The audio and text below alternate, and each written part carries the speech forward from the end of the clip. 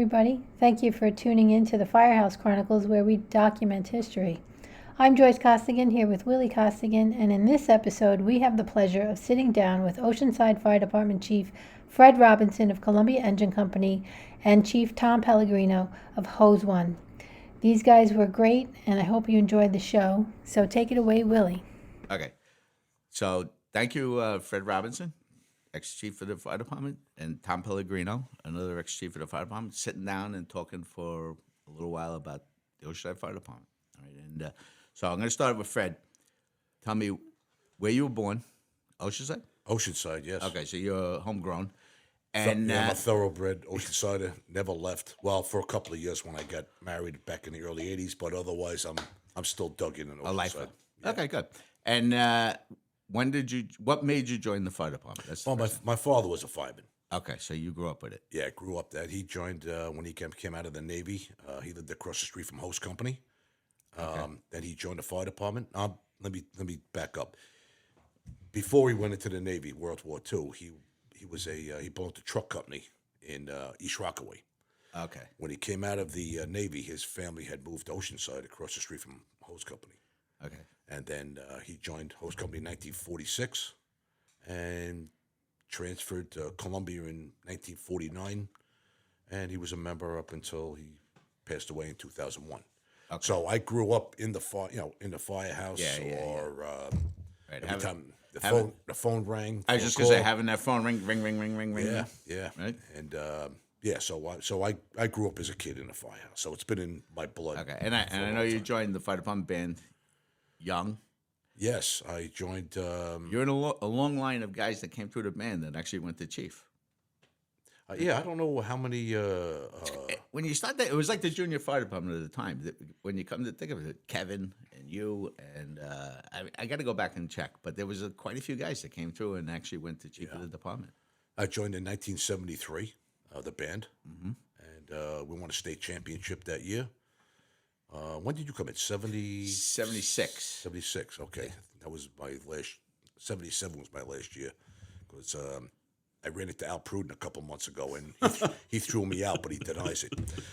Wait, so how old were you in 1973? Well, let's see, I was born in 58, so that's 15?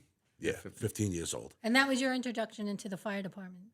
Well, through the band? His father. Well, other than being around it, but I'm saying when you entered into it, you started in the band. Yeah, in 73. We came in. As a matter of fact, your brother was a member then. I mean, I can go on with a list of guys that were, but I went from a 15-year-old kid to like an 18-year-old kid in that summer. Yeah, that summer. Yeah, that was 2 minutes. Got introduced to a lot of stuff back in the day. Good stuff. Good Yeah. clean stuff. Oh yeah. All right, so you joined the fire department in 76. when you were 18, I guess. Yes. Yeah? Okay. And then joined Columbia. Yes. Okay. Why Columbia? Well, prior to joining Columbia, I was going to join Rescue Company, and Eddie Now and myself hung out at Rescue from 1974 until I'm not even going to mention his name. Somebody came back from the service and harassed the crap out of us, and we got turned off by that.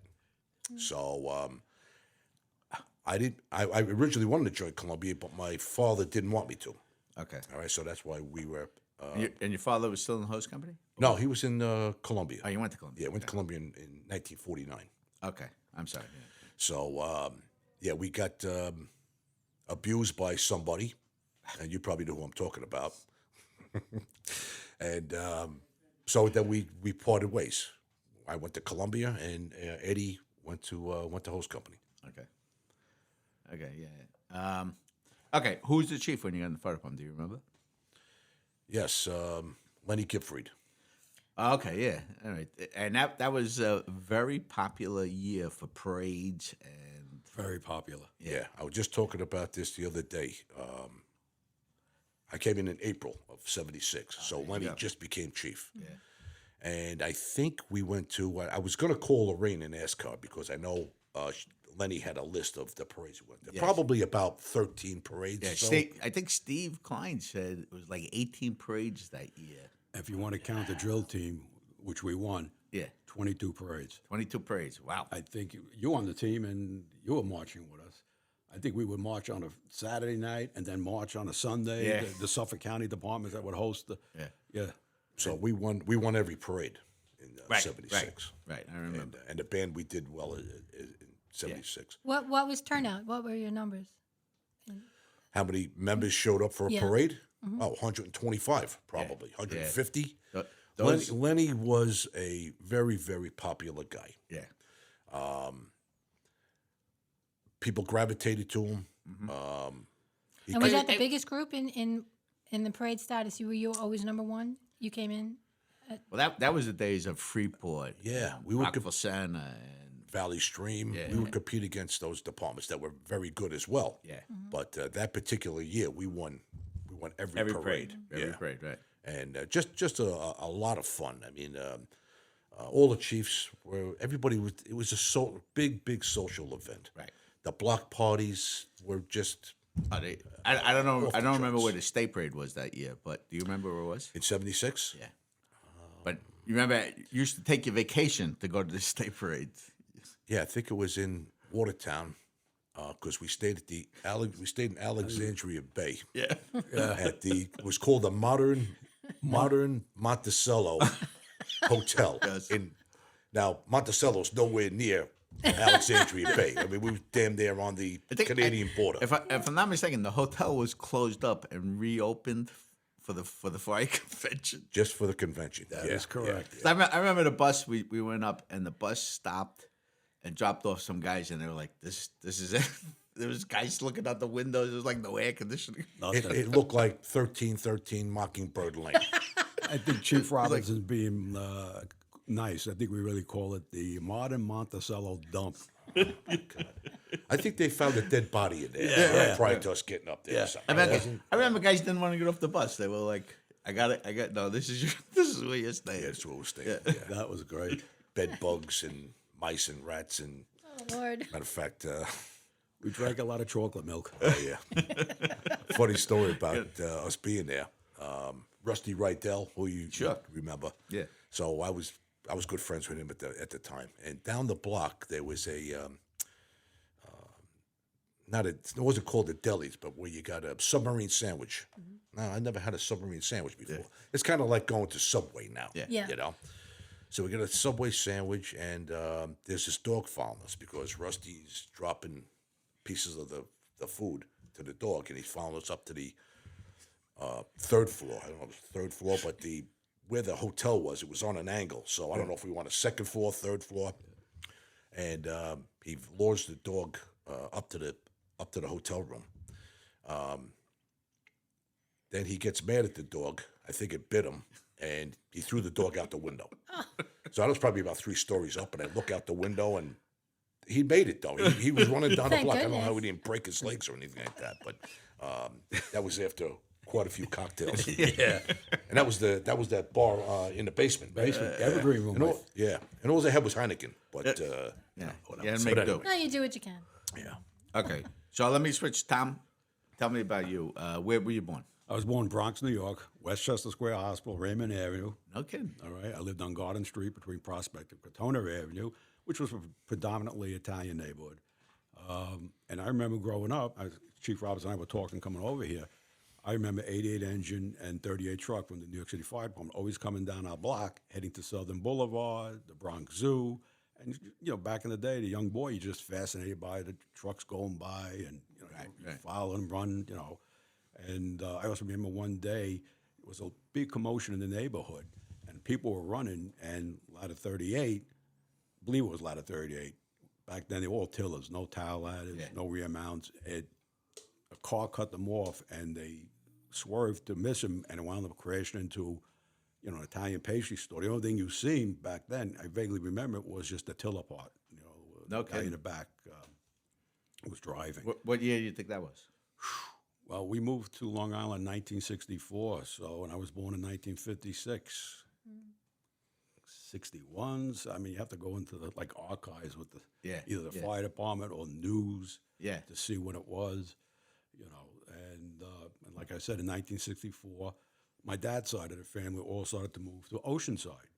One of my aunts plant the flag in Oceanside, and everybody who lived in the city, started moving out to Oceanside. And that was really it. And like Chief Robinson and I was saying, he wanted to know what got you into the fire department. I remember, I don't know the company, but I remember next to my house, there was a brush fire Where are you living? on Yost Boulevard. Okay. And the area wasn't built yet. Yost Boulevard was still like dirt and sand. Oceanside No kidding. Yost it and was what? starting to Yost and- Yost and Thompson Avenue was right across the street. Yeah. Then there would be a Henrietta. Then Yeah, that's my neighborhood. yeah. Because I'm Yost in East Lexington. Yeah, Waukeena, Yeah. right? Yeah. So next to us, it's still all brush down there. And like I said, Oceanside, certain parts were still dirt, I don't sand. think Lawson Boulevard was there yet. I don't think so, no. I think Lawson Board, Chief Robinson would know better. I think it probably went up to Waukeena, and maybe after that, it was just dirt, sand, and what have you. But anyway, remember a brush fire, and you could hear the sirens. I don't know what company. It could have been Host Company. It could have been Terrace. It could have been Columbia, Southside. And the guys were operating. And that kind of re-piqued my interest about the fire department. Now, I didn't know it was a volunteer fire department back then. So as grown up, I started to inquire, about the fire department. Like I said, I'm interested in joining. But, you had to be 18 like back in the day. And, you park it in the back of your mind. And I remember June of 1973, I was 17, wasn't driving yet. And told my parents I'm going to join the fire department. Jumped on my bike. At that time, I was living on Widener Avenue, and rode my bike to a host company. Let me back up. I too was thinking about joining rescue because I wanted to go multiple calls. Yeah. Then I was thinking about joining Columbia to get into the firefighting end, and then I was in school with John Hines, who was the brother to Bobby Hines, who would eventually be my captain. So he said, "No, join host company. My brother's there. You like it?" I said, "Okay." So that's how I joined host company. Like I said, I rode my bicycle, and you remember the Young, right? It was out. I don't know if it was out on call, getting food, and the garage door was open. So I rode my bike around the firehouse a couple of times, trying to get the nerve to knock on the door. And then I stopped. I walked into the truck room. I walked into where the door is. There was a glass. You might remember the wood door in the truck room. It had a triangle window. You could look into back then was the meeting room and the sitting room. And I seen a load of guys.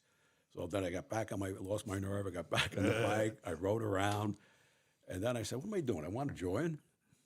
Let me get some nerve here." So I went to the side of the firehouse with that gray door with the glasses and knocked on the door. And somebody came to the door, and it was Tony Highland.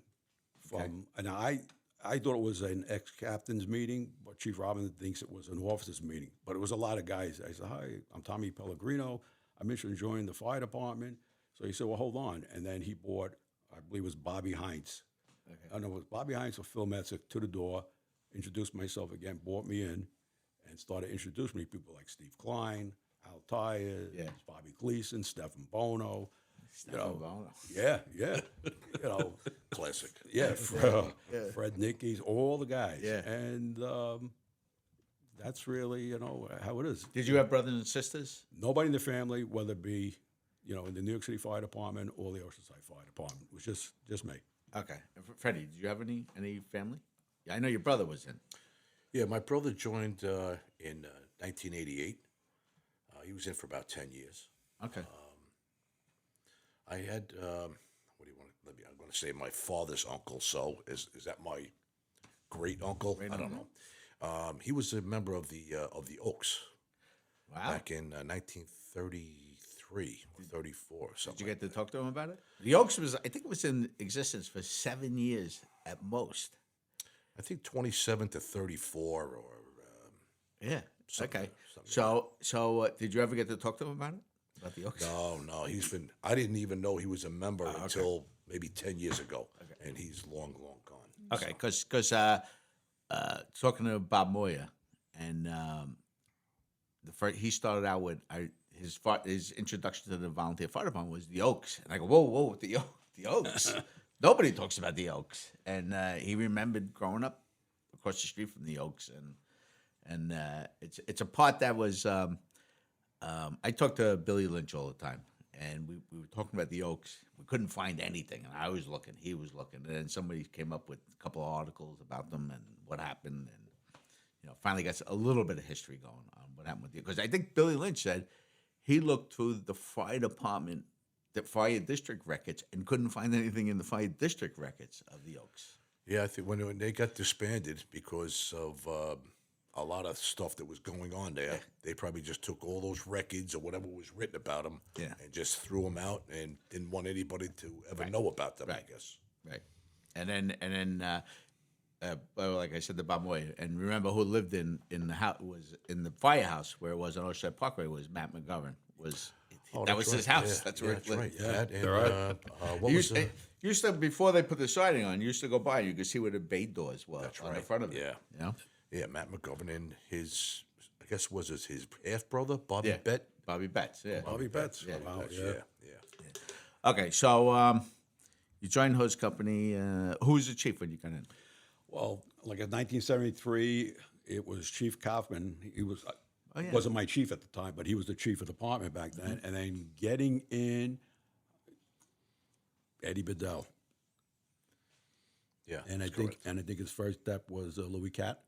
that's right. And then I kind of forget after that. I think Lenny might have been, Lenny Lenny, Giffrey might have then, been. Yeah, right. Yeah. The whole 70s crew. That whole 70s. Red Robinson was probably in there somewhere. Yeah, a little later on. Oh, okay. I think when Chiefs Catalanato and Chief Bedell were out.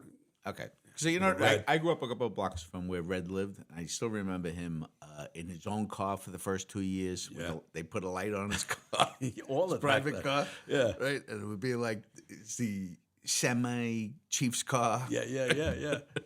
So, going back to who are the officers when you got in? Like I said, it was Phil Mesker was the captain. there you go. First lieutenant was Bobby Heinz. He came in when I got in. Trying to get my memory.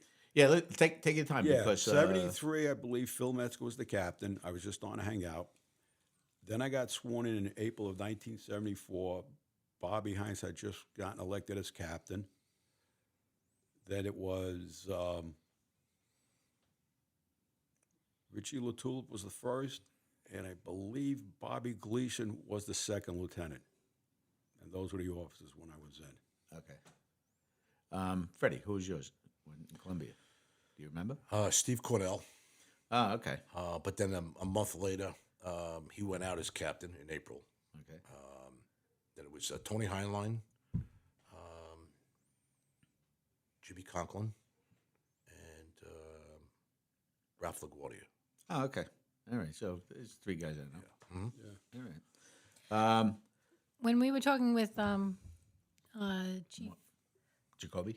yeah, and Steve Klein, for Chief Klein, he regarded the fire department as family, and he had lifelong friends that he still had even today from when he first joined them, and that seemed to have been like that was it. That was the life. So you didn't have anything outside of the fire department. There was no other thing that you did.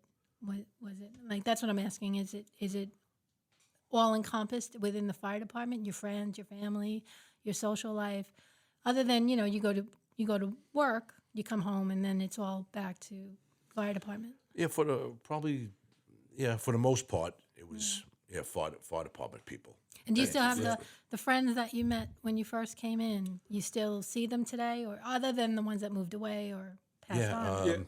Eddie now. Where is he? North Carolina. North Carolina. Mooresville? A little bit north of that, I think. Statesville. Statesville. Yeah, okay. a little bit north of that. Yeah, we've been friends 50 years now. 50 years. Yeah, wow. 50 years. So, Well, I was a band guy. yeah, he was a band guy. Yeah. That's how I got introduced to the band. Yeah. I met Eddie in school, and I think his father had just passed a few months before that, and I became friends with him. And then I don't even know how he got involved with the band, but he was already in the band. Then it got me involved with Timmy O'Toole. Us we were friends. I see Timmy a lot. I saw Timmy just a couple of days ago. Oh, in our all doctor's office. The doctor's office. Doctor's office. Yeah. That's where we meet everybody now, right? Yeah, Used to meet them in the bar back in the day. Now we're meeting everybody in the bar. That's funny you say that. You know, my friends and I, we talk about, like Chief Robinson says, back in the day, you know, get all tanked up and banged up, and you could do it again the next day. Now we don't do that. Now we go out for ice cream and talk about what medications we're taking. Well, yeah, why we're not allowed to drink. Why we're not allowed to drink anymore. Yeah. Tommy, I went to elementary school with. Yeah. He was 2 years older than I. So I've been friends with Tommy since the 60s. And you reminded me, I believe we were school hall monitors again. Remember the big yellow button with your name on it? Yeah, that's right. Yeah. What school are you in? School 8. Oh, you're in school 8? Yeah. Oh, that's Yeah. interesting. Oh, high school, yeah. Yeah. So we would, we were hall monitors. Yeah. And so Tommy went to, And that was a big deal. What a badge of honor. Yeah, it was. remember the big yellow button? I vaguely remember that with the white paper, and then you put your name on it. And he took the lunch period first, so he took about 25 minutes of it. Then when he came back, I had like 10 minutes, you know, to try to inhale some sandwich or. But you know, it's funny because tomorrow I'm going to lunch, right? So Woody, you know Woody. Yeah. I know from the band, right? Sure. So we've been friends since we were 13, 14 years old. And it's funny because Woody and I are on two different political. Woody just goes one way, I go totally the opposite. And this has been forever. Like we argue about politics, right? And but we're best of friends. And we'll be on Facebook arguing, and people will start chiming in on our arguments. Right. To the point of, where do you live? I'll come to your house and kick your ass. And at the same time, I'm on the phone with Woody going, how's it going? You know, like, hold on, somebody's getting aggravated with our conversation. So tomorrow I'm going to lunch with Woody, Tommy Regan, and Doug Graham. Oh, Doug Three Graham. guys, right, that I've been friends with since the 70s. Yeah. Right, that we've been hanging around and just, you know, just never changed. And it's like, but they're still around too. I see Doug occasionally. Yeah. Even though he's not in the fire department anymore. Yeah. You know. And then just the other day, I seen Tommy Regan right over here. We went to the Mutual Aid in Long Beach. He was with Salamander. are you there? I wasn't at the fire. I was there. Wasn't at the fire. We got redirected to go to headquarters. Okay. So, and that's why I seen Tommy. I joined Long Beach. Yeah, Chief Roberts was telling me. Yeah, I just heard that last week. So what happened was, I called up to volunteer to be I saw on TV, hey, if you can do administrative work, and I'm not going to the fires. Right. I'm way past that. So I called up my friend who's a commissioner, deputy commissioner. I said, hey, you know, if you need, you know, I can do administrative work. He goes like, I told you, go to the truck company. They don't even have a truck. He goes, you hand out water at calls. I go, I can do that. So I go down to the truck company. Which one? Tower ladder or the rear mount? I'm sorry, Floodlight, not truck Floodlight, company. okay. Yeah, not truck company. Floodlight. I go to Floodlight down on the east end, and there's a guy 88 years old. There's a guy 84 years old. There's a guy 75 years old. So they go, you're the junior, you're the junior guy, and At 61. you're the first guy to join this company as a probie in 22 years. Wow. Right? So I go. They're nice guys, you know. It's all they're all old guys. What they were all guys from other companies who can't go in the fires Can't go anymore. anymore, right. And they have a spot for them, and it's actually pretty good. You know, like It's almost like the fire police. right. Run. Well, originally I was talking to her. Do you have like a fire police? He goes, no, go down there. Go do the command post, do the radios at the command post. You know, set up the thing, and so I was at that single 10. On the dead end street, Right. over here, Yeah, yeah. So that was like my first single 10, and then my nephews called me from Baltimore. Hey, we saw you on the video. I go, doing what? Like, and you were standing by the command post. There you go. Yep. Doing my job. Yeah. Doing my job.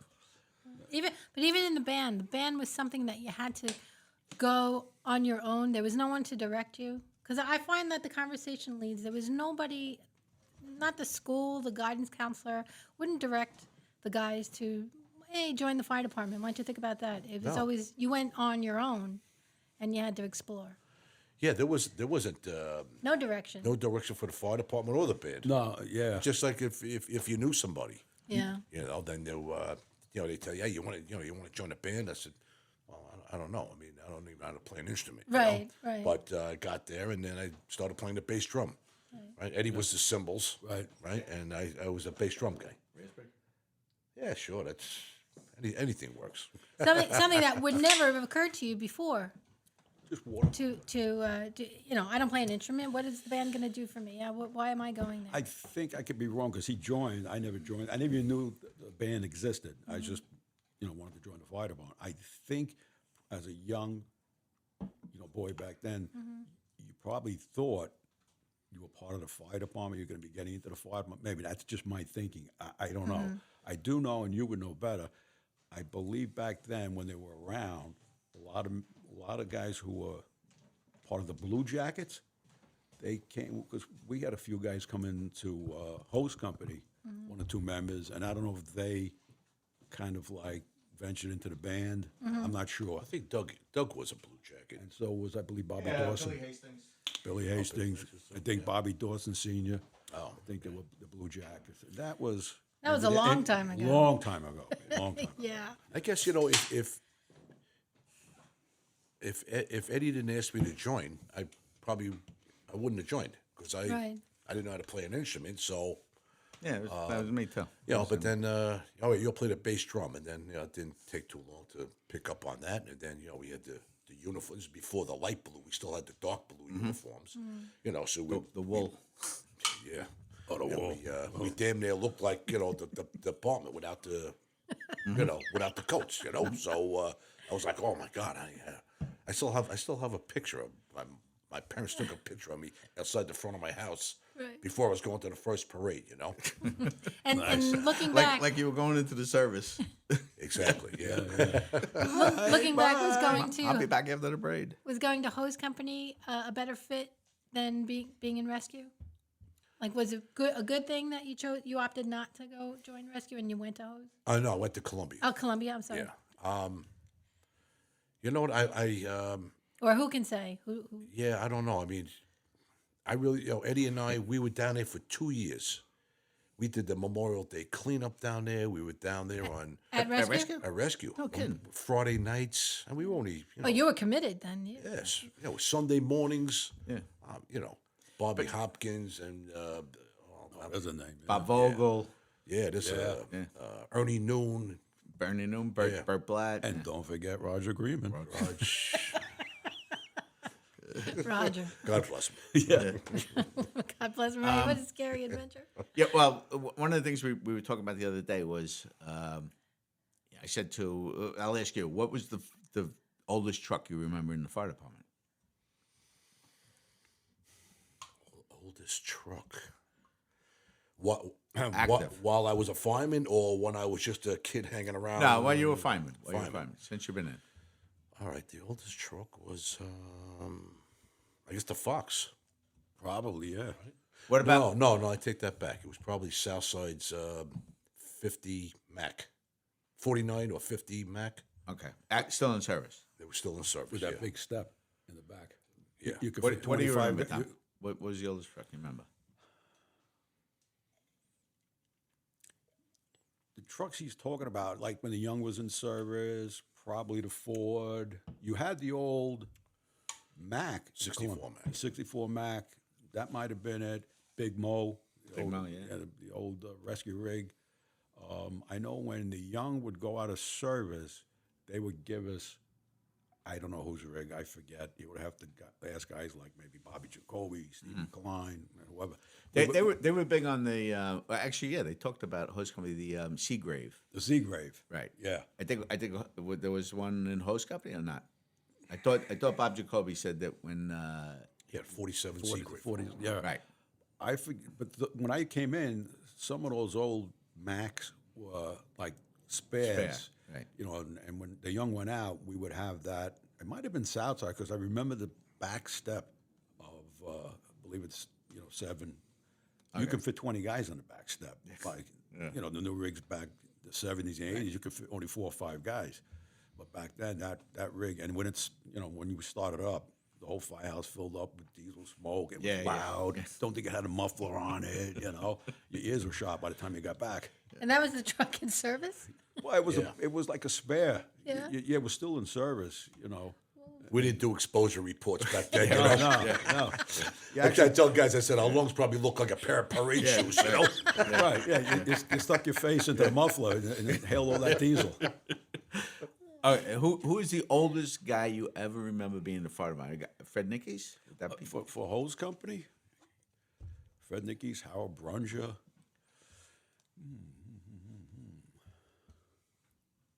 Yeah, Fred Nickies, Harold Brunger. They were old. Oscar Combs. Wow. Yeah, but Fred Nickies, he came in 1928. So Yeah, that's the guy. yeah.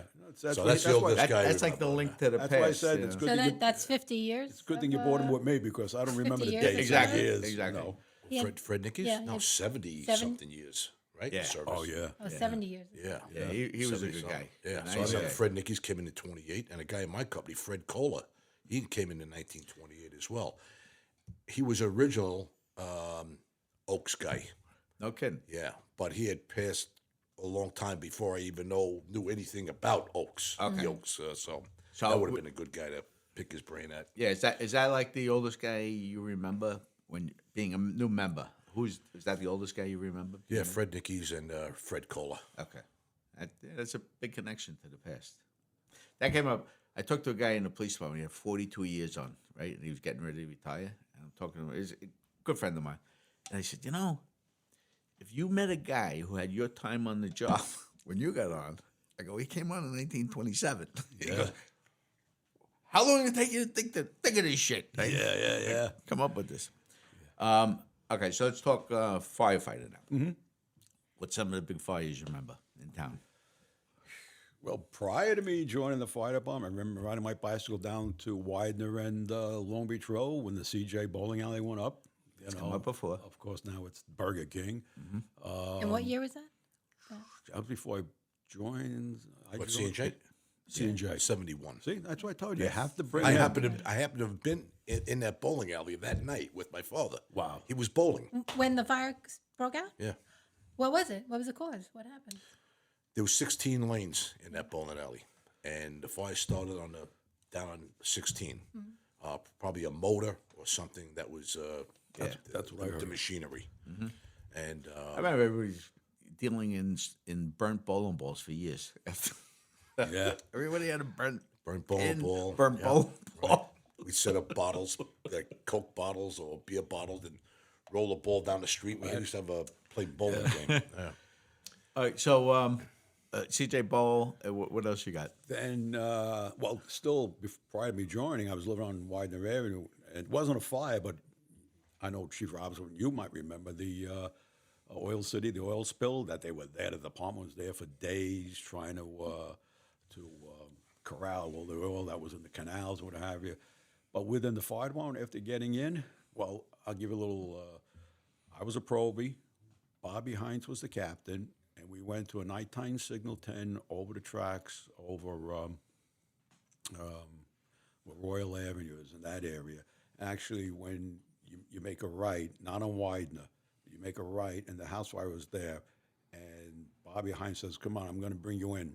Fire was basically out, and he brought me upstairs. Immediately, my eyes were like on fire, burning, dripping. My nose was full of snot coming down. My throat was tightening up on me, and there was smoke. And the fire, it was little pockets of fire. And I was like, holy mackerel, what's this? And I also remember Jay Tavalaro, who was the New York City fireman, back then, Ladder 102, and Bobby Brojean, who was in 275 engine, them operating. I was like amazed the way they were talking and exposing the fire and stuff. And that was my first fire. Like I said, it wasn't a lot of flame. The fires were out, but they were able to bring me in. And Was it what you thought firefighting would be? probably not. No. Okay. Everybody looks at fire from the outside. You may see smoke and or flames coming out, but you don't know what's going on inside until you're actually in there, whether you're fighting it or And standing what were you around. feeling? Were you nervous? Like, oh, can I do this? Can I really? Yeah, you do get nervous. Anybody says they're not, Yeah. you're definitely nervous. But I think it was like maybe right after that.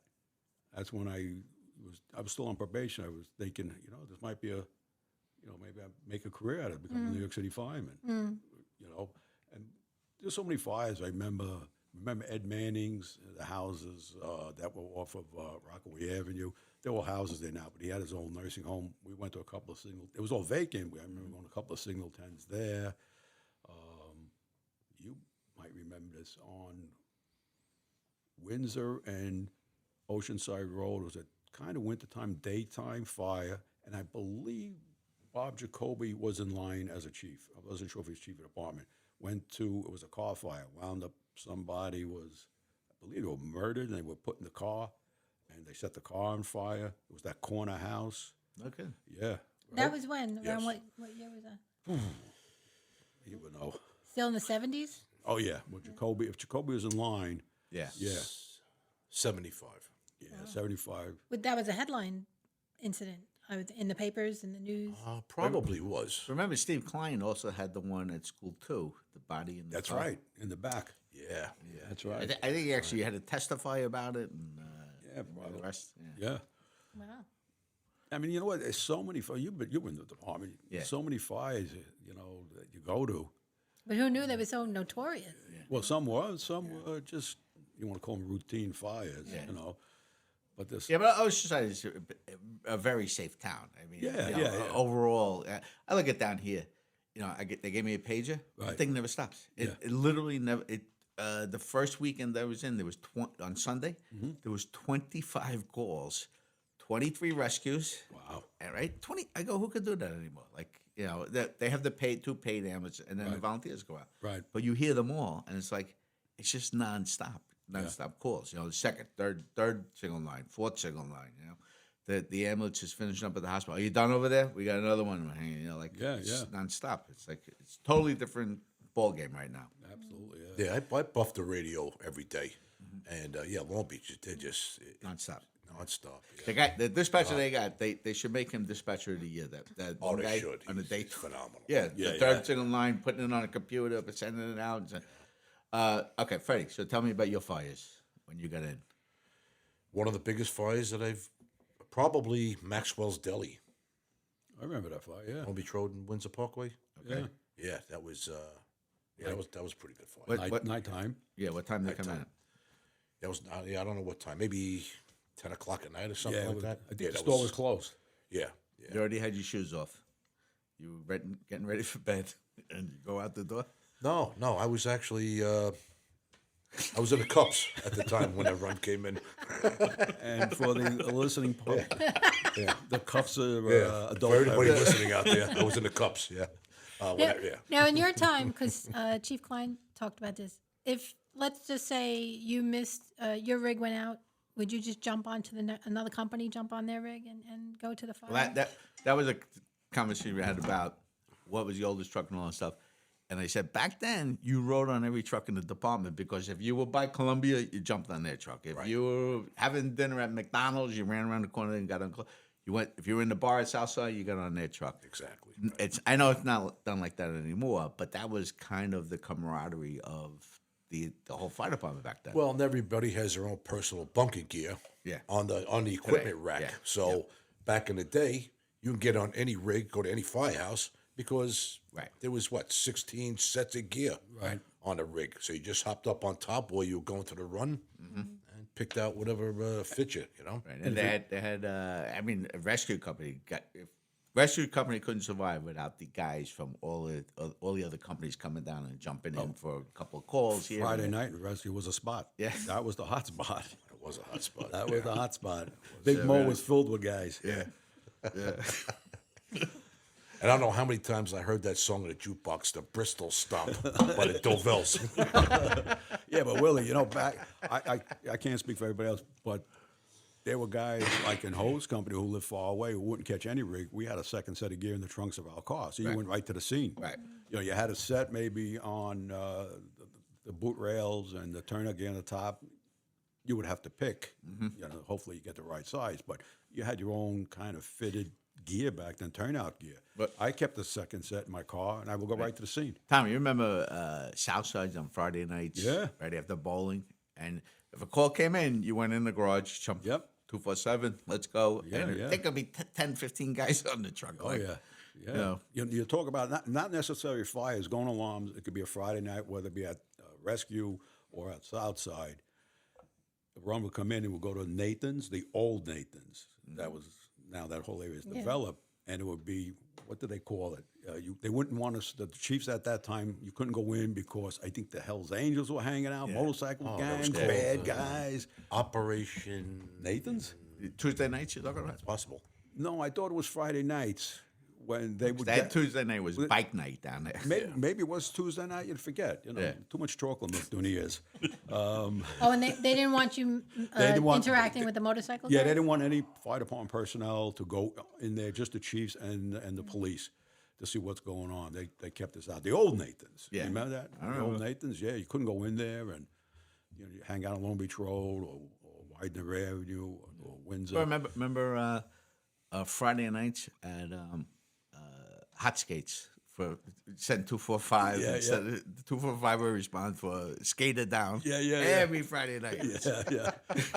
See, that was my time now. Now you're talking, I was a hot skate. Probably one of the skaters. Yeah. Skated down. I know we're probably jumping around, but you're talking about camaraderie. And I remember Sundays in host company, when the day, the administrator, they would go, if you had training that was over, we would go upstairs and open up the bar.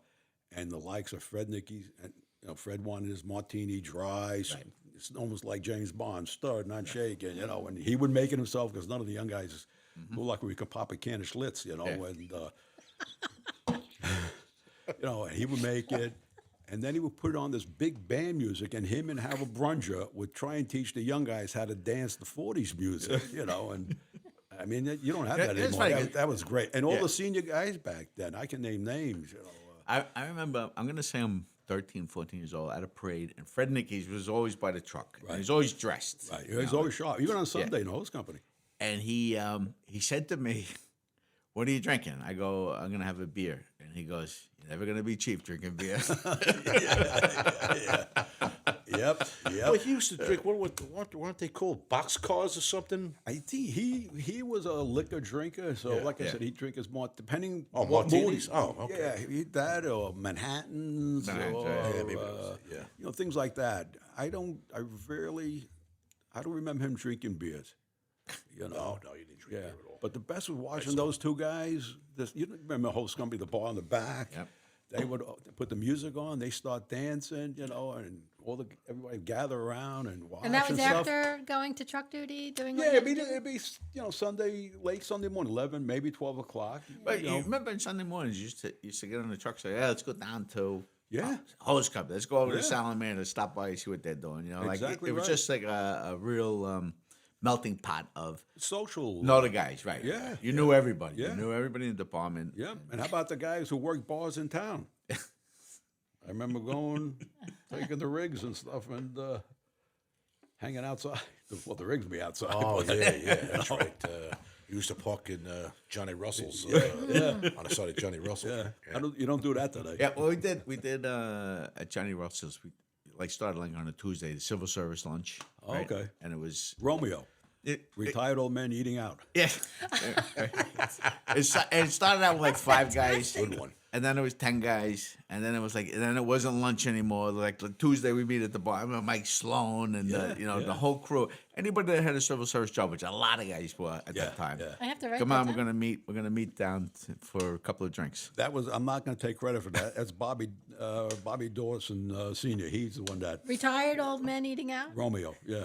I don't want love that. I don't want to take credit for that. If he watches this, he'll be yelling at me. Okay, let's talk about a little more serious. I guess you remember Bill Kerner passing away. Yeah. Okay, so what do you remember, and what do you know about him? Well, Bill Kerner, A member of Columbia, was he? no, host company. Host company? He was a Okay. host company member. Probably, joined. There was a senior guy at that time. What would he be? Late 40s, 50s. Bill Kerner. No. Earlier? No, he was older than 46 years old. I mean, you forget. To me, these guys. You're 18 years old. You're looking at these guys. Some of the guys back then. Let's say Gleason, Bono, and guys like that. They were in their late 20s. Like Stephen Bono came out of the Vietnam era. Yeah. So That was a big thing, the Vietnam era. Those guys. early 30s maybe. Yeah. What are you saying? That Bill Kerner was in his early 30s? No. Bill Kerner was probably in his late 40s or early 50s back then. Well, do you remember? Do you remember when he got killed? Yeah, 1977, I believe it was. I know. I Summertime. remember seeing Lenny on the back of the truck. Yeah. Going to the cemetery. I think it was 77. Okay. He was going to an alarm. Get in a car accident. Car accident, yeah. Do you remember that day when it happened? Well, I wasn't there. Okay. But I remember, getting, I think he got ejected from the car Oh, really? when he collided. I know it was right by Burger King. Where Burger King is somewhere in that area. Widener. No, Lawrence Avenue in Montgomery. Oh, okay. All right. Montgomery. Yeah. I remember because I was at my girlfriend's house, now my wife, Donna. How are you? And matter of fact, there was a Signal 10 garage fire on Roosevelt Street. Okay. That's the alarm that came in. Okay. And he was coming down off of Long Beach Road, off of onto Montgomery, and I think a guy from Southside. I don't know. Oh, was another fireman? Another fireman. Yeah, I forget his name. They collided, and then he got ejected out of the car. Ended up underneath his own car, I think. Something like that, yeah. Did he survive, the other driver? No. Oh, the other survived. The other driver did. Yeah, Bill didn't. But that was you guys used the hearse tool to lift the car up Yeah. to pull him out. All right. So, Freddie, while we're on that, what about, were you at the Jarvis School? Joe Jarvis Sr.? Before that accident happened, I was there. Oh, okay. It was a fatal. I think it was a fatal auto accident, right? On the train tracks. Yes. Yeah.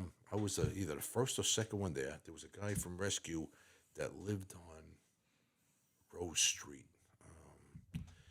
He was a paramedic. Oh, or something. yeah. Gottschalk. Bruce Gottschalk. Yeah. Who's got yeah. choke? Yeah, that's Yeah, right. He got there, and I got there. Matter of fact, I was on my way to Oceanside Park to watch my son play Little League. There was a second one there, and it was obvious that we couldn't do anything for this person. Mm-hmm. So I was there for a while, then left, and then that happened. Not right away when that left, but it happened. Can you tell me about Joe Jarvis Sr.? What was he like? You know him from the Firehouse, right? From Columbia? Yeah. Joey, great mechanic. As a matter of fact, he was a mechanic for the police department. Oh, no kidding. Yeah, for the county police. Wow. All right. I didn't know that. Oh, all right. That's the connection with Joe Jr. with all the guys in Fleet. Joe Jr. is good friends with Tommy Earl, all these guys that they're all out of Fleet service. Joey, from what he was a very active fireman before I got in, and all I heard was real good things about him. Okay. I think he owned a gas station around the corner. Him and Richie Butler. Anyway, they made like all the fire calls and stuff like that. So when I got into the department, he really wasn't around too much. But I'm gonna ball buster. Okay. All right, but he was a good guy. But Yeah. but he liked to break chops, though. Yeah. All right. How about let's talk about Bubba. Bubba's a good guy. Oh wow. Were you at that fire call? Yeah. Matter of fact, we were first due engine. I was the captain of the company when that happened. Okay. And Bubba, I mean, my God, we could talk about him Yeah. forever. You Yeah. know, Great guy. he was like the Pied Piper. You know, that guy can organize. It didn't matter what it was. On the spur of the moment, organize anything, and people they flocked to him, and we followed him. He was just a real good guy. Played cards, softball. We went to his restaurant. He's a jovial guy, right? Yeah. Yeah, played Santa Claus many a times, but really good guy. So let's talk about the fire where he ended up passing away over. Do you remember that fire over Hinks Deli? Yeah. I was there. I was there myself. And actually, I had a conversation with Bubba. Bubba carried a woman off the second floor down, and he brought her to the ambulance. And he said to me, "Take her to the hospital, but I'm the one who should be going to the hospital." Really? And yeah, that's what he said. And it was kind of like, yeah, okay, we took the woman. Yeah, because it's kind of like, like I guess he really exerted himself getting this lady down off the second floor, and he brought it to the thing. But and then as things, I was in emergency service at the time, and we had the morgue van there, and so they used to have the book. So I used to go in and look in the book, see who was in the book, and then the funny thing is, Bubba's name was in there, Dominic Lagudi, and it just never dawned on me. And I sat down, and somebody called me and goes, "You hear Bubba died?" I go, "No." And then I went back and I looked right at his name, and it never registered. Wow. What do you remember of Bubba? Oh, like you said, he was in Columbia. I was in host company. We were friends. We ran against each other. When we were running for third deputy chief. Again, jovial, very friendly. For a big guy, he wasn't. Maybe size-wise, he was intimidating, but he didn't use that against people. Yeah. He was. Right. Yeah. Very happy-go-lucky. Yeah, happy-go-lucky guy, like jovial. And for those who might not know, that was Hank's Deli? Hank's Deli. Where was that? That was Long Beach and Davison, just one store off of Davison. Yeah. I think. And Yeah, down the block from Dunkin' Donuts. Yeah. Yeah. And what year? What year was that? 89, 88? Let's go to the statistician. 88. Freddie. 88. Yeah, 88. Yeah. You got it all down, Fred. Thank God. So No, I take that back. It was 89. 89. You remember Bubba was the cook at the jail. You remember that? Yeah, I do remember. So I'm in a gas station. I was probably like 15 years old at the time, and it was the odd even gas. And Bubba cuts off the whole line. And he pulls in right in front of everybody, and I'm standing there, and the guy goes, "You're not allowed to do that." And he goes, "Don't make me take out my badge." Was this 1975 with the gas embargo? It was when it was odd and even. I think it was after 75 because maybe like 77? No, I think there was 78. 78. Yeah. Yeah, didn't we have It was, those? we were just trying to get our license. I remember me, Tommy Regan. Tommy Regan said to me, "What are you doing tomorrow?" I said, "Why? What's up?" He goes, "You want to help me push my car to the gas station?" They went by your license plate, and if it ended at an odd number, Right. odd day, even But Well, that's why we had two sets of license plates. So we got gas every day. Yeah, but I think the volunteer fire departments, there was an exception. Yes. You were allowed to fill up all the time. Yeah. Because because you needed to respond, right? you right. needed- We had a sticker that we put on our windshield or your vent window, whatever. It had a V on it. I forgot what it said. It might have said volunteer fireman or whatever. Yeah. But yeah, you had that on your car. So Hey, how many of your friends, your civilian friends, would come up to you and say, "Hey, can I get one of those stickers for my car?" oh yeah, everybody. But we only got one. But I said no. You can use my extra set of plates though. I was going on vacation, and I went down to Stefan Bono. I said, "Hey, we're going away tonight. Can we get gas?" And he goes, "Okay. Come in at 11:00 tonight. Pull up to the pumps. No headlights. Shut your car off and don't get out of the truck. Just sit in the truck. I'll fill you up and pull very close to the pumps." So we did that. We pulled up like 11:00 at night under the cloak of darkness, and we got next to the pumps. And Stefan came out and he's putting gas in the pickup truck.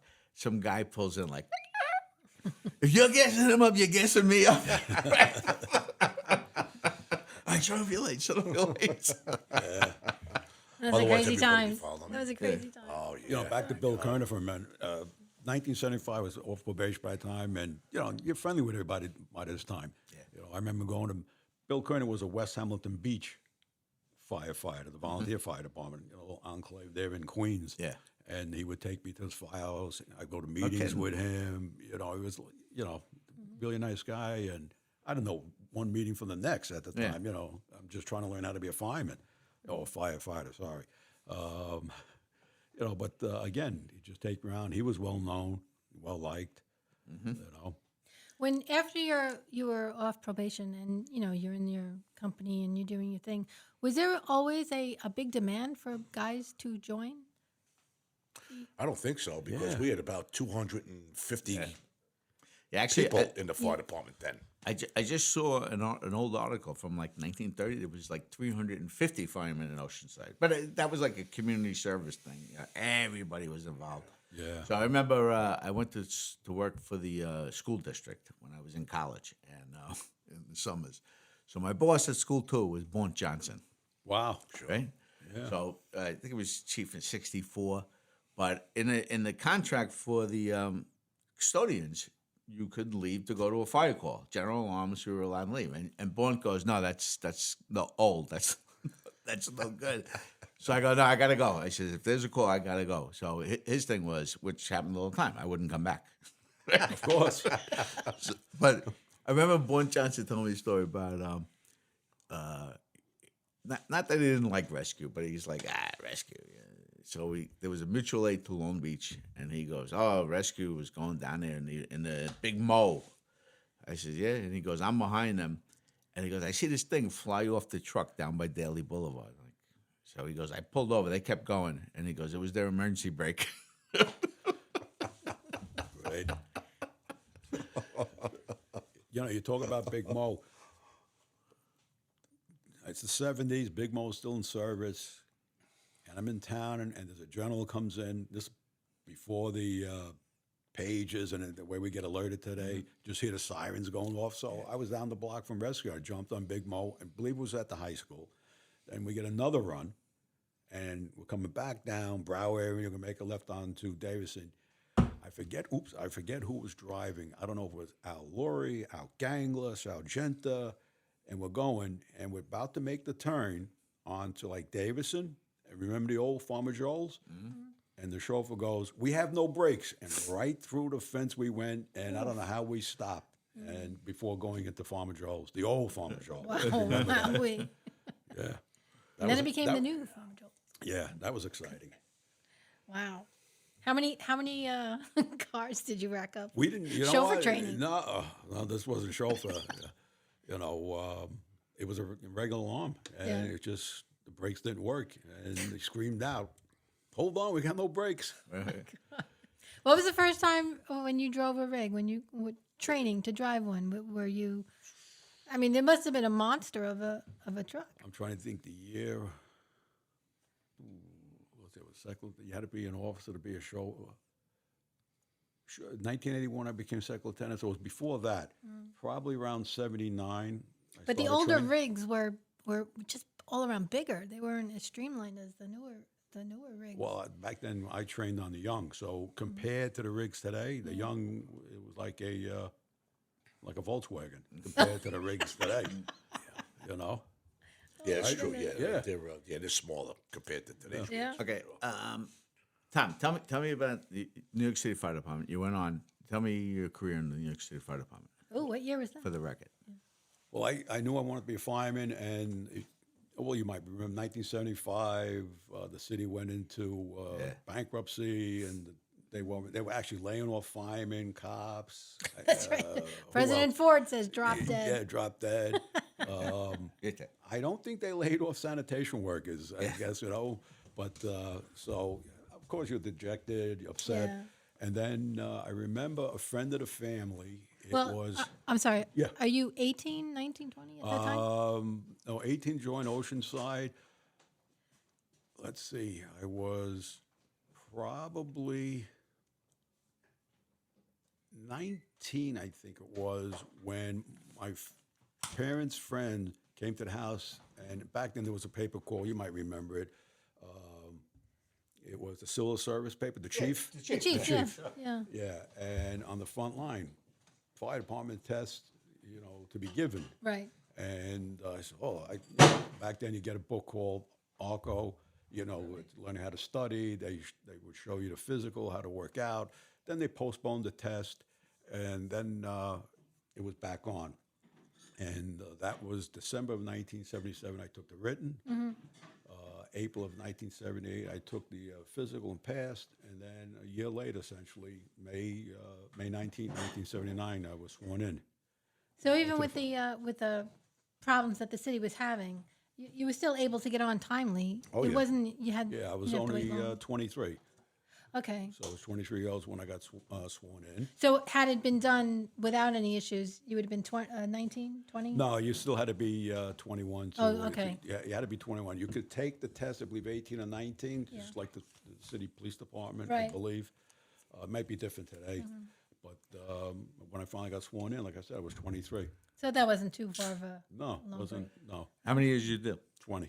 You did 20? Oh, you did 20 and out? Yeah. Okay. Where'd you work? After graduating the fire academy, I was assigned to 290 Engine in East New York, Brooklyn. Spent 10 years there. Went across the floor to Ladder 103. Spent 4 years there, and then I, figured let me, slow down a little bit. And I went out to Ladder 134 in Far Rockaway, Queens. And then a friend of mine was a lieutenant in 113 truck in East Flatbush. He too was a chief out here in the local volunteer fire department, South Hempstead to be exact. And we were operating at a mutual aid fire in Baldwin together. We were both chiefs together, and we were talking. And he convinced me to come up with him to ladder 142, which was a tower ladder. I was in Ozone Park, Queens. Okay. Yeah. So, hey, I'm sorry. I should have put this up. When were you elected chief? April of 93. 93. And who was your chiefs with you? In front of me? Yeah. In front of me was Louis Highland, Peter Stroll, and Steve Breslin. Oh, boy. Yep. Oh, boy's right. Maybe not so much for Steve, but Pete and Louis, yes. Yeah. Yeah. Hey, And it's a podcast. He might be watching. Yeah, I know. I know. who were your deputies when you were chief? Down behind me was first deputy was Tony McCarty, second deputy was Chief Robinson, and third deputy was Bobby Bettis. Oh, so you had a good We time had, then. yeah, we all had a good time. That's a good party crowd. Yeah, definitely. All right. Freddie, just talk about, I know you're New York City fireman. Talk about when you got on, where'd you work? I got in 1995. Okay. At what age? How old? How old was I? Yeah. 35 Oh, or 36. 35. So you did something else before. I did, yeah. 294 engine in Richmond Hill, Queens. Okay. So I did my career there. Oh, you did? Yeah. Yeah. Did you do 20 and out? No, I did 14 Okay. and out because I had 17 years of prior service. Right. Gotcha. So Okay. And when were you chief of the fire department? What year? 99. Okay. Who was before? I know Tommy was before you. Who else was? Who, my deputies? No. Who was your when you were became a deputy? Who was the chiefs in front of you? Oh, it was Tommy was the chief. Oh, you were his Yeah. junior chief. Okay. Yeah, it was you, Tony, Brett. myself, and Bobby. Bobby Yeah, Betts. so I was second deputy chief when Tommy Okay. was chief. And who were your deputies? Bobby Bettis, Schaffberg, Shopberg. and Chris Sandos. Oh, okay. Yeah. All right. Good guys. So, you remember anything about being chief? Any good stuff that went on? He's going through his mind. He's trying to keep it A clean. loaded question. You it's a turn loaded turning red. question. Yeah, I yeah. plead, No, no, sorry. The mics stay on. I plead the fifth. It was all good. Nobody got hurt. Yeah, maybe feelings once in a while, but other than that, it was good. I am curious though. So both of you being New York City firemen, so you're in the real game. But did you ever regard, volleys as maybe like the B team? Nah, I never did. So firefighting was firefighting, no Yeah. matter what, where you were. Yeah, Fire is fire. Yeah. You know, Yeah. the danger is the same everywhere. yeah. Not to get into it, but there's a lot of good volleys. Absolutely. And sometimes there's guys on the job that,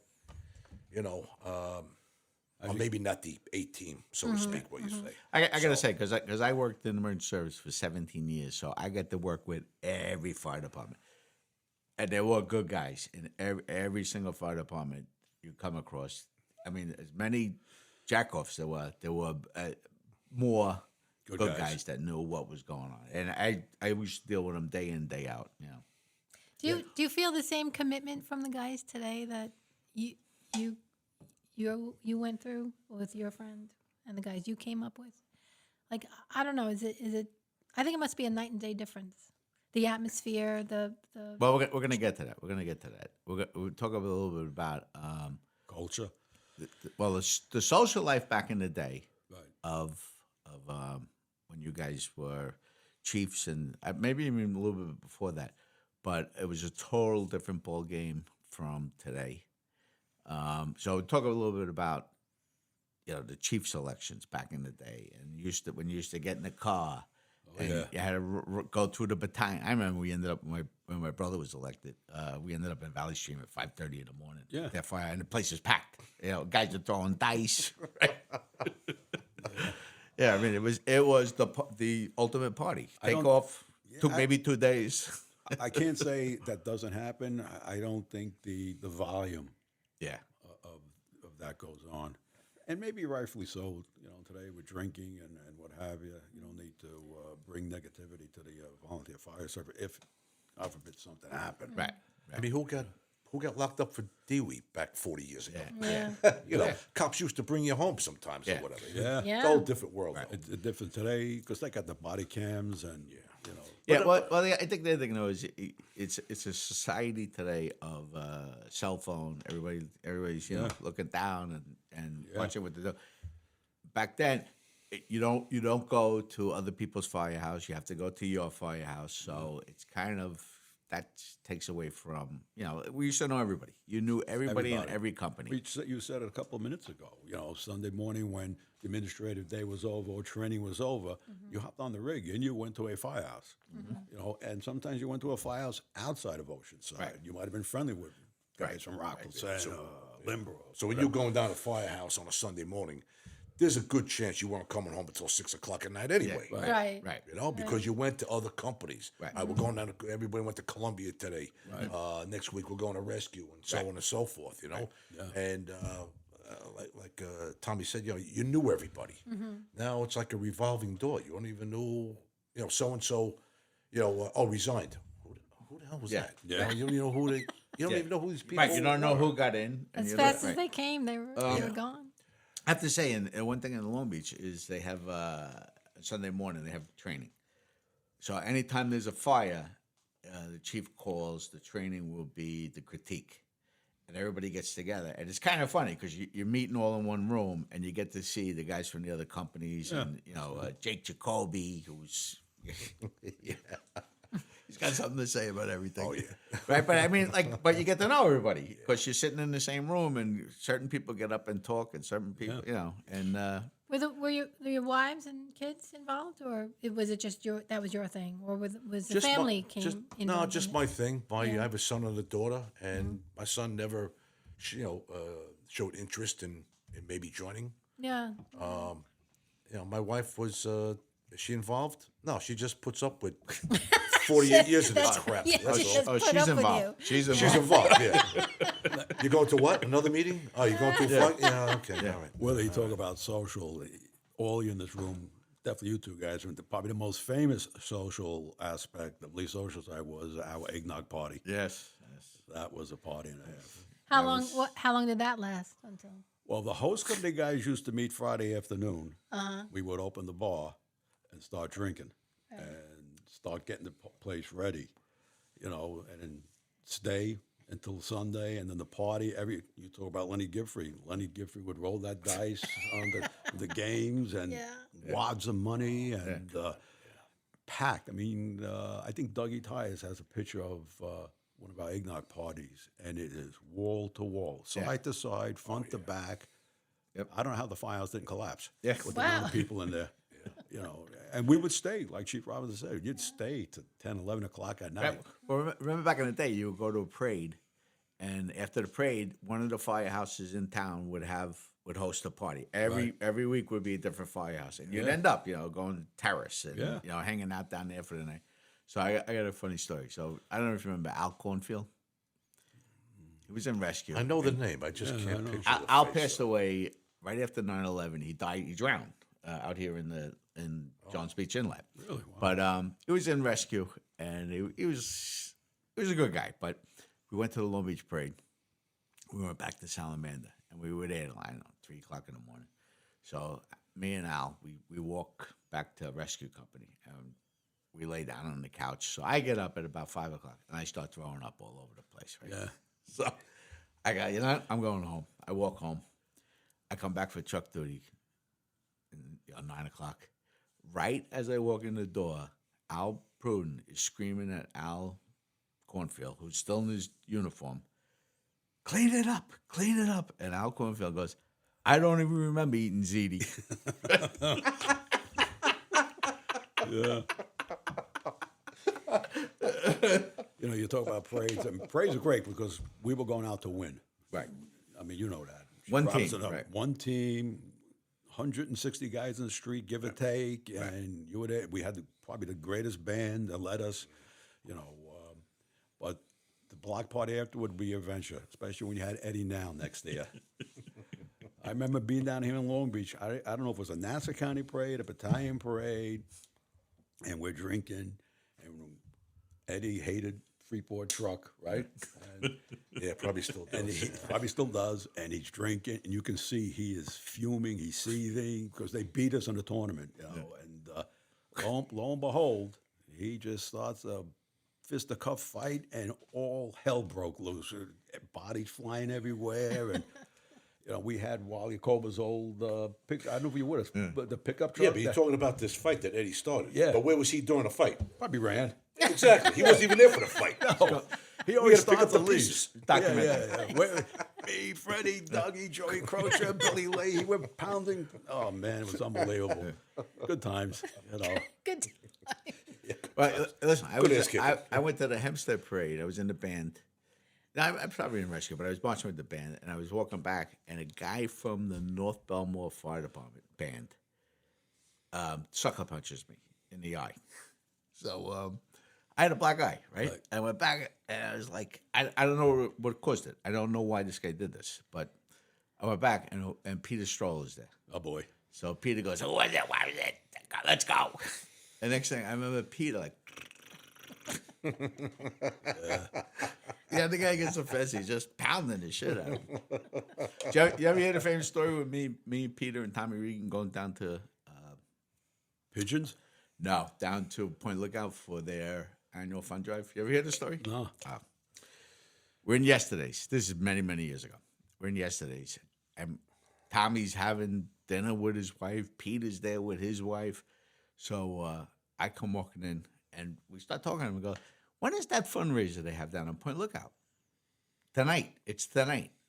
It's tonight? It's one night a year they do the fundraiser. So we go, come on, we got to go. Let's drop off our women, and we'll meet back here. And Peter had his little Chevette. Yeah. Got Peter's Chevette. Right? Yeah. So we go down to the bar, Point Lookout. They go, no, it's over. Go to the Firehouse. We're going to have some drinks at the Firehouse. So we go down to the Firehouse, and everybody just comes back from the bar. So there's a fire marshal behind the bar. Right? We're just standing there. Me, Peter, and Tommy Regan having a couple of drinks. And the fire marshal says to Peter, out of the blue, you have two choices. You could put down your drink and walk out of here like a man, or you could take another drink. I'm pulling my gun and blowing your brains out right here. Wow. So Peter goes, you forgot my third choice. It's where I pull you over the bar and kick the shit out of you in front of all your friends. Right? So Peter turns around and he says, you're my witnesses. I didn't start this. Right? So we're standing there and the tension in the room. Like, I mean, the room's packed with people, right? The tension's coming. So the chief comes up. He goes, Peter, what can I do to make this go away? He says, it's not going away. Yeah. This is happening tonight, and he is getting the shit kicked out of him over here. I don't know when, though. Yeah. So chief says, Peter, what can I do to make this better? He goes, you can start by putting a case of beer in my car. So the chief goes to one of the programs, grab a case of beer. Yeah. What are you drinking? Coors Light? Put it in his car. Peter goes, it's a Chevette right at the front door. Right? So we're talking with the chief, and the probie comes home and he goes, Chief, I don't have a full case of beer. I don't have it. And he goes, open the fucking machine, pull out fucking 6 beers, get that fucking case. Get him in there. Fucking car. It's like, you can't make that up. Like, let me pick on the biggest fucking guy that loves fighting with people and challenge him right here. Yeah, I know that story, and I know the guy you're talking about behind the bar too. Yeah. But we won't mention it on this this gig. And he's still around. Oh, is he? Yeah. I just saw his picture a couple weeks ago. Yeah, being chief with him and Louis, forget it. Yeah. That was an adventure. Yes. Well, listen, I remember a rescue company with Peter and Chris Sandos, two big dudes, and they just decided, to go at it at the bar. And Peter slaps Chris Sandos, and his line was, "I'll slap the cologne right off your face." But how do you break up those two guys? Like, there's nobody big enough to do it. Nope. Peter Hurstel. Do you find that the fires never change? Is it the same? Somebody left a candle burning or the Christmas tree dried up and burned? Maybe that, but the actual contents of a building totally different than like 30 years ago, 40 years ago. Yeah. You have to wear your mask today. No mixed hoods, bunker gear. Back when we were all in the old turnout gear, the boots were rolled down, the old coat. You never washed it. You Never washed it. Not only rolled down, but the coat was open, Coat no was mask. open. Yes, no mask.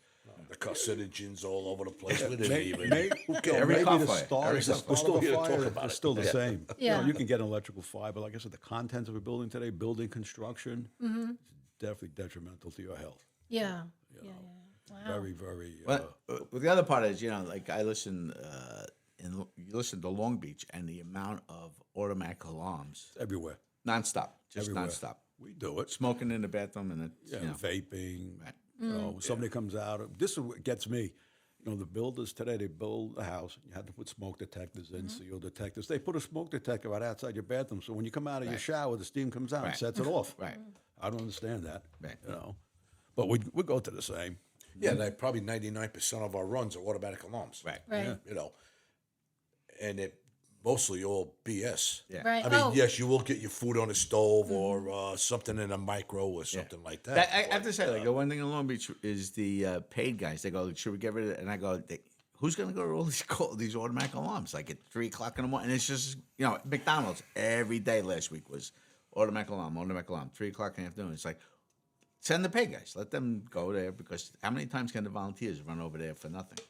Before Sandy hit, now when everybody got their houses rebuilt and all that, and like the codes were, okay, you got to hardwire fire alarm system and stuff like that. So really, since then, I've seen the amount of automatic alarms go up drastically. Right. Yeah. big increase. Before that, not a lot of people had automatic alarms. Yeah. No. Hardwired, Yeah, they might have had, smoke detector, battery operated. Yeah. But hardwired, there wasn't. I don't recall a lot. Not on my side of town. Back then, we went to a lot of pull boxes. Remember the No, pull I didn't want to boxes say on that. the Yeah. side? You know what I'm talking about. Yeah, I know. Did you ever catch? Did you ever catch one that What a pull with the pull box? pull box? Like a little kid maybe trying to teach him a lesson, because I remember one I don't time. remember. You don't remember somebody pulling the box? Of course you do. Yeah. You know where that was? That was at the That was at Pigeons. at Pigeons. Yeah, yeah. But I do remember my son in elementary school, there was a call, one of the students pulled a box. So the principal called the fire department. They had a fireman come in, all dressed in uniform, and sat the kid down and explained to him, the seriousness of what was doing. And I think it scared him straight, to be truthful. So I'm thinking, you have a kid running around town pulling boxes, do you get a hold of them and just, Yeah. Well, shit, Teach you 'em a remember lesson. back, right? When they had all the boxes on the telephone poles. Yeah, that's what, yeah. Yeah. There was quite a few. Not a lot though, but they were all Yeah. That, back malicious then, false alarms. back then, that's the, the automatic alarms back then. Pre cell phone. Yeah, pre-automatic alarms, like Chief Robinson said. Then if you caught somebody, you had the black light. Yeah, right. And the stuff that was the goop that was on the thing. Yeah. You put the kid, and it lit up. Okay, yeah, you pulled the box. Oh, yeah. And they didn't even know that's I what didn't know could stuff happen. was on there. So you turn over to the cop. Well, I don't know what the cops did or whatever, but Yeah. then they got rid of Yeah. the boxes. All right. So, but I have to say, it's been good. It's been a good time talking to you. Probably guys. could talk. Yeah. Probably could talk Oh, more. we but, could you talk. know, I was Yeah. just going to say, forever. it's we're an hour Yeah. and 18. We're going We're to have to gonna go do to a part two. Yeah. We do, because there's. I know when you leave here, you're gonna say, "Hey, let's talk about it next time." yeah. But next time we come together, we'll I'll leave it up to you guys. Bring us some stories with you. But it's just to get it on the record. You know, Yeah, like like round table kind of conversation is. I think maybe the young guys have to see, Right. you know, where this started, where it came from, and how it all came to be where they are today. yeah. You know, you were asking earlier a few minutes ago about the I guess the attitudes or whatever of the fire people now or whatever. You know, when we joined, first of all, there's a lot of things that go on now. There are year-round sports for kids. I'm not talking about two sports. There is multiple stuff. Right. And then when your kids are involved with that, you know, you don't have time to make a percentage. You don't have time to join the fire department. You know, you're working two jobs. Maybe your wife is working. You're paying for daycare. Right. And yeah, when we were kids, what you had Little League in the spring, and you had football in the fall. And that was it. That's there right. was nothing That's it. else. Yes. And Summer that's as if, well, and right? that's if you play those sports. Yeah, if you played them sport, right? Right. You know, other than that, there was now forget about it. There's Right. every sport imaginable. I know. get it. So if your kid, you got more than one kid, you know, you got 2, 3, 4 kids or whatever like that, and they're involved with stuff. Right. That's so true. Every hour is spoken for Yeah. the child's schedule. Well, you know, one of the things I had a conversation a long time ago with Craig DeBorn. We're at the Fireman's Parade the night before Oceanside Parade, and they were talking about they were getting ready for the next day was the parade and drill, and they were getting ready for it, and we're standing around in a circle talking about it, and the amount of hours they put into getting ready for the parade and drill, hoping the weather would cooperate. And I said to Craig, "You're a businessman. What do you think?" He goes, "It's crazy." He goes, "It's out of control because, you know, the hours are so valuable for guys to take off." And he goes, might pour rain tomorrow, and there is nothing. You know, there's nothing here. And he goes, they planned for months and months, if not years. And Steve Klein brought up, Johnny Zullo used to take off 2 weeks of his vacation to plan for the parade and drill every year. And he goes, you know, that guy invested the time. And I go, yeah, it came up back. You used to take a vacation to coordinate with the state parade so you could get your couple of days up at the state parade. You know, it really was like an investment into, you wanted to be there, you wanted to be part of it. You had, you know, you did whatever you could to make sure you were part of it. And today, I don't know if that exists. Well, we don't go to state parades anymore. Yeah, but I don't know if they could, I don't know if I- guys would say, I'll take my vacation to go to a state parade. No, I don't Yeah. think so. Yeah, it's That was a vacation for just the guys going Yeah. to the state parade. Yeah. You know, if they were married, they went on their family vacation. Right. But the state parade was kind of like a vacation. Right. Was a good time. Right. But we, Yeah. we don't go. We don't do that. You know, I anymore. remember my mother used to call. I remember calling the district house myself, to get the results of the state parade where the guys were upstate, and then try to get to the firehouse to put up signs you won, or you know. And I just think this generation today, they'll never know all that they missed. Yeah. All that passed by them, because the environment just isn't. Yeah, I the don't same think their good times are like our good times. No, I mean, we had the county parade in Rockville Center this year. Yeah. And we had a good amount of guys. I Yeah. forgot the number, but we had a good amount of guys, and we actually won. Oh, very nice. So first, before we went to go get the results, what establishment did we go to? Churchill's. Churchill's, was it? Yeah. Churchill's, I believe. And we had a good time there. And then the results are coming out. So we all jumped on the rigs or your car, whatever, and we went back to Center Avenue over there. Yeah. And we got the results, and we won. And the guys were ecstatic. Yeah. And these are the young guys who never experienced any of this. Right. That's back in the day. exactly. And we used to have it every week. We used to have it. That's right. But remember, you'd stand around at 11 o'clock was results. Yeah. Every fire department, there'd be hundreds of guys there waiting for the results to come in. You know, Freeport, Oceanside, Limbrook, Valley Stream. Everybody's waiting for it to come down. And it reminds me of a story with going back to Peter Stroll. We're at Freeport Parade, probably around in the 70s. So there's a guy with a big afro, not a fireman, just a guy, you know, some civilian. And Excuse me. so the guy was yelling across to us. Peter with his, you know, he's got his red suspenders on. And the guy goes, Oceanside, you suck. And Peter Straw goes, he takes his cigarette and he flicks it straight into the guy's afro. Yeah. His afro's on fire. Right? They're trying to put it out. Well, you can't do that today. No. That's for sure. No. And you know what? And if you did, Peter would be the only guy that could get away with it. Yes, Oh my God! Yeah, every time. incredible. That one. All right. So just to say thank you very much, Fred. I really appreciate Oh, you thanks taking some thanks time. for having us. Yeah, Tommy? yeah, this is great. I It's like a that. Love to do Really- it a again. real pleasure. Absolutely. Yeah. Really Hopefully, appreciate it. hope we were able to No, we appreciate know, all the stories. Yeah, it's impart fantastic. some of our history. Yeah. Absolutely. Excellent. Thank Thanks, you very guys. much. Thanks a lot. Thank you once again for tuning into the Firehouse Chronicles, where we document history.